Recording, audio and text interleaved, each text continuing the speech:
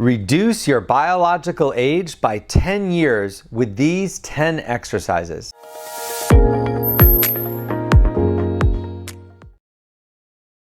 Hi, my name is Doug. I've been a physical therapist for 30 years and I specialize in helping people with balance problems learn to walk again. There is a big difference between your biological age and your chronologic age. Chronologic age is how many birthdays you've had. It's something that we can't change. We can lie about it, but the truth is it's not something you can change.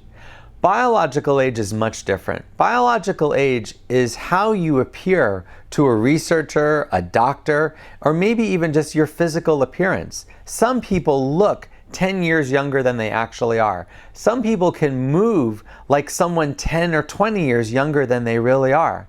Biological age is something that can be changed. It's something that with the right exercise, the right diet, the right environment, you can age a much slower rate than someone else. In this video, I'm going to show you 10 exercises that have been proven in studies to reduce biologic age by as much as 10 years. Wall leans. To do this exercise, you want to be standing against a wall. Where you put your feet will determine how difficult the exercise is. So in the beginning, just bring your heels about 4 inches away from the wall. Then what you want to do is cross your arms across your chest, and then using your muscles in your feet, pull your body off the wall. This is a difficult exercise, and a lot of people will find themselves cheating by either pushing their bottom against the wall or by bending forward to get themselves off the wall. What you want to do if you find that you're doing that is bring your feet closer to the wall. The only thing that you should be using to pull yourself forward is the muscles in the front of your shin, which are the muscles that lift your toes. So if you find that you're not lifting your toes as you bring yourself off the wall, you're either doing it without your feet far enough away from the wall, or you're cheating and using your bottom or your upper body to push off. So when you're doing it correctly, your feet are a few inches away from the wall. You're actually lifting your toes up as you come forward. Now, to make this exercise harder, you want to bring your feet further and further away from the wall. But there's a limit. Obviously, when you get your feet too far away from the wall, you're not going to be able to bring yourself off the wall without cheating. So I would say the maximum is about 12 to 18 inches of your heel away from the wall. I would practice this 5 to 10 times every day. There's not really sets and reps to doing this. This is really more of a balance challenge activity, but it's a great way to practice bringing your weight forward. So many people have trouble learning to bring their weight forward when they're walking. They end up putting all their weight on their heel, which is why a lot of people fall backwards, not forwards, when they stumble. This is just a good exercise that builds proprioception, awareness of where your body is in space, and helps you, if you ever lose your balance and you're falling backwards, this will help you bring your weight back forward again. Stretch your hamstring muscles. The hamstrings are the large muscles behind your thigh that help you bend your knee up behind you. These muscles help us when we're walking, standing, and going up and down stairs. The safest way to stretch it is to use a chair. You put one foot up on the chair, and then keeping your back straight, you want to lean your upper body towards your leg. What this does is isolates your hamstring muscles and helps you give a safe and good stretch. You want to lean forward until you first start to feel a stretch. Don't hurt yourself. You should not feel any type of pain, especially severe pain in your hamstrings. That means you're pushing too hard. You want to just lean forward far enough that you first start to feel a stretch. Then hold that position for 20 seconds. Ideally, when you're stretching a muscle, you want to hold it for 20 seconds, repeating it at least 3 times. You can definitely hold it for longer, but 20 seconds should be the minimum you hold it for. You want to do this every day until you find that your hamstring muscle is looser. backward walking. To do this exercise safely, you need a countertop or the back of a chair or something to hold on to just in case you lose your balance. You simply want to stand up straight and step backwards 2 to 3 steps. You don't want to step so many steps that you're away from something to hold on to, but you want to do 2 to 3 steps in one direction, then carefully turn around and go 2 to 3 steps in the other direction. Your goal is to do 2 to 3 steps in both directions, repeating that 3 times without holding on. But it's probably going to take weeks of practicing this, if not months, before you're going to be able to do it without holding anything. Pillow squat. To do the pillow squat, you'll need 2 things, a chair and at least 1 or 2 pillows. What you want to do is put the pillows underneath you so their pillows are sitting on the chair so that when you sit down, you're not sitting down all the way. Then what you want to do is cross your hands across your chest and practice standing all the way up and sitting back down. The goal for this exercise is to stand up and sit down 10 times in a row, rest for a minute, and then repeat that 3 times. So you want to do 3 sets of 10 reps without holding on.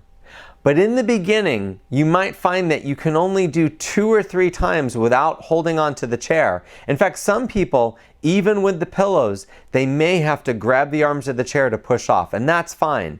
You have to start somewhere with strength. But the goal for this exercise is to do it without holding on, 3 sets of 10 repetitions. Stepping forward over an object. To do this activity, you need 2 things. One is something sturdy to hold on to, like a countertop or the back of a chair. And the other is something to step over. You can roll up a towel or put a piece of tape on the ground, just something that you can see that you know you have to step over. What you want to do is step over with one leg and then with the other, and then step over the same object back to your starting position. Now it's fine in the beginning to hold the countertop the whole time. It's hard to do this exercise, and for a lot of people, this requires a lot more balance than they're used to having. This is a great balance challenging activity, but you want to be safe. Your goal with this exercise is to step forward 3 times without holding the countertop. But in the beginning, it's fine if you hold on, and it's fine if you have to put one finger or your whole hand on the countertop the entire time. Chair plank. To do this exercise, you need an armchair. You need something with 2 armrests that you can grab onto. You want to hold the armrests and then walk your feet back as far as you can go. You should be almost in a push-up position. Then you're just going to, with both hands on the armrest, you're going to hold this steady.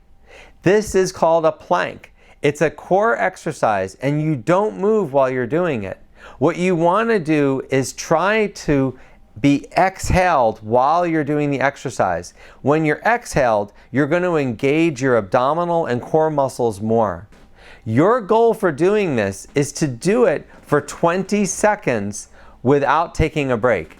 In the beginning, a lot of people are going to have to bring their foot forward because it's just too hard. This is a great exercise, but it's something that most people need to build up to. So if you're doing it for 5 seconds in a row or 10 seconds in a row, that will help you get to your goal. Some people find that they can even build up to 1 minute, which is really the ultimate with this exercise. That'll really develop the core muscles that most people need to get through their day without any pain. Heel to toe walking. To do this activity, you just need something sturdy to hold on to. You can use a countertop, the back of a chair. You can even use your kitchen sink.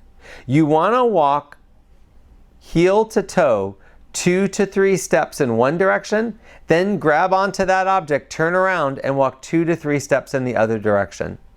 When you're walking heel to toe, you're actually putting one foot in front of the other with your heel touching your toe. Your goal for this exercise is to do this 3 times in each direction without holding on.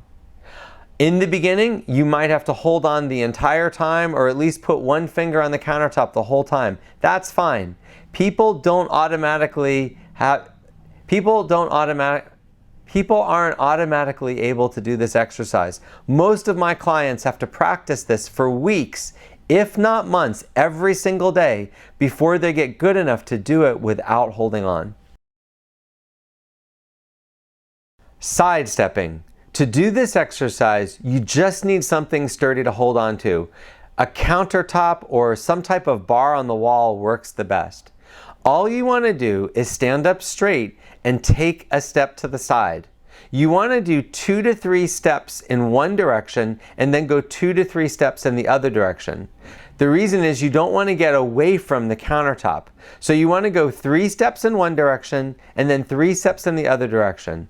The goal is to do this 3 times without holding on. So that means stepping 3 steps to the right without holding on, 3 steps to the left holding on, repeating that 3 times without holding on. Oftentimes, it takes weeks, if not months, of practicing this to be able to do that. So many people have trouble with this exercise. This is a great way to improve your balance and your stability.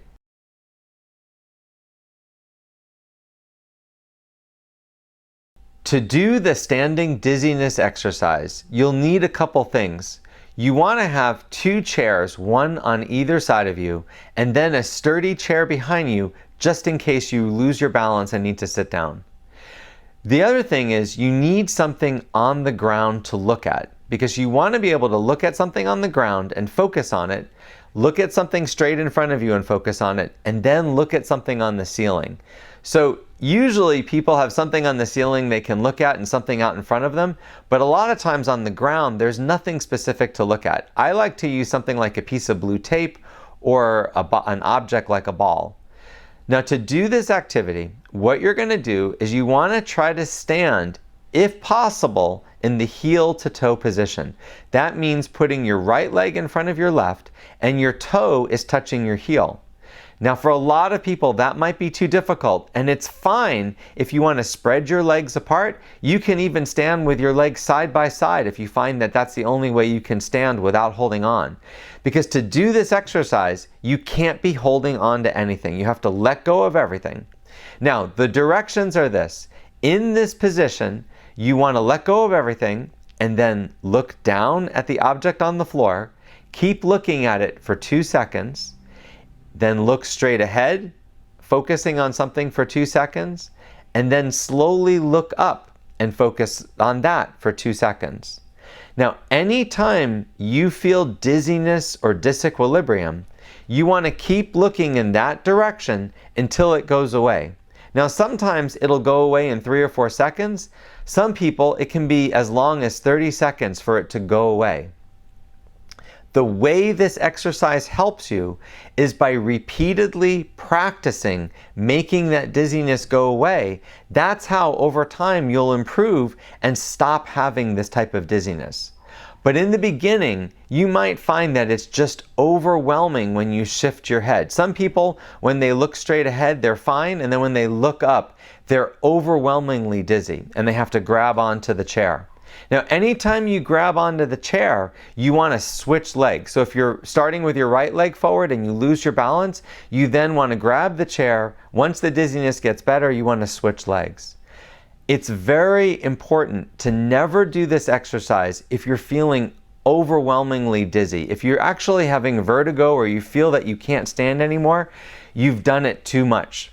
In a lot of people, this exercise can be made harder or easier by 2 things: where you place your feet and how fast you move your head. If you move your head fast, that's definitely going to make you more dizzy than if you do it slowly. So in some people, I just have to tell them to keep slowing down their head speed, because the object of this is not to make yourself dizzy. What you want to do is basically do it so that you experience that sensation of feeling disoriented, but only to a mild level. And then you want to keep looking in that direction until you can calm it down over and over again. Mild is the name of the game. You don't want to give yourself severe dizziness because it's just not going to get better. What you want to do is repeatedly practice changing your focus, feeling a little bit dizzy, and then calming it down by keep staring in that direction. And that's how people get better from this problem. So to do this exercise effectively, you want to do this for 5 minutes at a time. That means setting a timer, getting your chairs in place, and starting the timer by letting go of the chairs. And then do this for about 5 minutes. I find that this works best if you repeat it 5 times a day. So for 5 minutes, 5 times a day is the fastest way to improve this problem. But a lot of people don't have that much time, or they don't feel comfortable doing it that much. And I've seen people improve with this, doing it as little as twice a day. But you do have to do this every day for a few weeks to see this kind of improvement.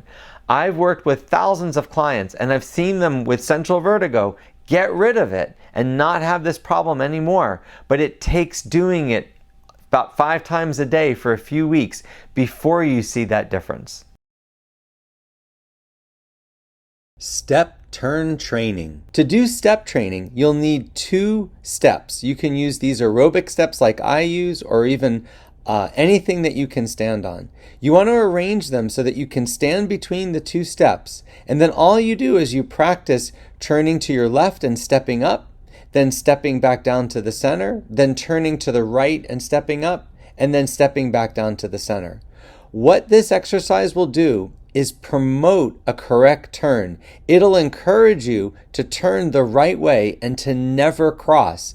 The idea is when you're out and about, you're going to use this method even if you're stressed, even if you have to make a quick turn, you're going to turn in the correct way. Now that you've seen these 10 exercises, let me point out that biologic age can be measured by how fast someone can walk, how well they resist falls, and how good their balance is. When you watch someone walk, you're kind of judging how old they are. When people come in my office all the time, I look at them and say, all right, this person's walking like someone who's 80 years old or 90 years old or 60 years old.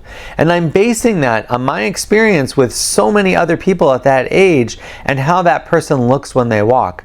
It is very possible and probable that someone with the right exercises and the right activities, and that's improving their range of motion, their balance, their strength, that they could actually move like someone that's 10 years younger than they really are. I hope you found this video helpful. If you want to see more videos like this, please subscribe to my channel. And if you would like to work with a therapist or trainer that's trained in the techniques that you just saw, they can go to proprioceptiverehab.com to get training from me in exactly how to do this. I offer a course in proprioceptive rehabilitation for physical therapists and personal trainers.